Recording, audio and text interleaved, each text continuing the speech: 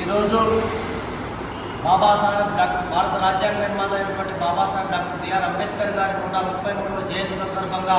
రాప్తాడు నియోజకవర్గం రాప్తాడు తెలుగుదేశం పార్టీ కార్యాలయం ముందు నియోజకవర్గంలో ఉన్నటువంటి ఎస్సీ ఎస్టీ బీసీ మైనార్టీలతో కలిసి పార్టీ ఆఫీస్ నందు బాబాసాహెబ్ అంబేద్కర్ జయంతిని కేక్ రూపంలో కట్ చేసుకొని అందరూ కూడా పెద్ద ఎత్తున జయంతిని ఉత్సవాలు చేసుకున్నాం. ఈ సందర్భంగా బాబాసాహెబ్ అంబేద్కర్ గారిని స్మరించుకుంటూ ఈ భూమి మీద ఉన్నటువంటి సర్వ జీవరాశులకు స్వేచ్ఛ సమాన హక్కు కల్పించినటువంటి ఈ బాబాసాహెబ్ అంబేద్కర్ గారి ఉత్సవాన్ని ప్రతి ఒక్కరూ కూడా పెద్ద ఎత్తున జిల్లాలో అయితేనేముంది గ్రామ స్థాయి నుంచి రాష్ట్ర స్థాయి దేశమంతా కూడా పెద్ద ఎత్తున బాబాసాహెబ్ అంబేద్కర్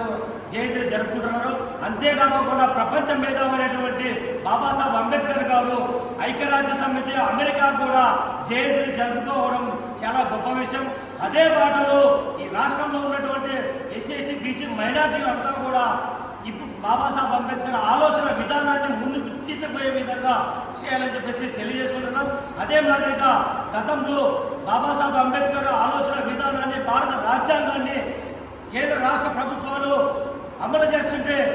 2019 వైఎస్ జగన్మోహన్ రెడ్డి గారు ప్రభుత్వం ఏర్పడినప్పటి నుంచి కూడా ఎస్సీ ఎస్టీ బీసీ మైనార్టీలని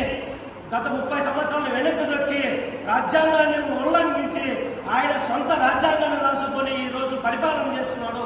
ఆయనకు బుద్ధి చెప్పి భారత రాజ్యాంగాన్ని కాపాడుకోవాల్సిన బాధ్యత ఈ రాష్ట్ర ప్రజలకి ప్రతి ఒక్కరికి ఉందని చెప్పేసి తెలియజేసుకుంటూ రేపు జరగబోవు ఏప్రిల్ 13వ తారీఖున పెద్ద ఎత్తున ఈ జగన్మోహన్ రెడ్డిని గద్దె దింపడానికి ప్రతి ఒక్కరూ సిద్ధమయ్యి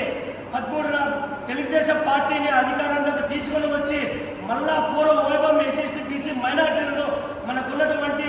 ఆలోచన విధానాన్ని మన హక్కులని అవన్నీ కొనసాగాలంటే తెలుగుదేశం ప్రభుత్వం రావాలా, ఈ జగన్మోహన్ రెడ్డి గద్దె తిప్పాలని చెప్పేసి తెలియజేసుకుంటూ ఈ అవకాశం ఇచ్చినటువంటి తెలుగుదేశం పార్టీ నాయకులకు ఎస్సీ ఎస్టీ బీసీ మైనార్టీ సంఘాల నాయకులకు ప్రతి ఒక్కరికి పేరు పేరున జై భీమ్.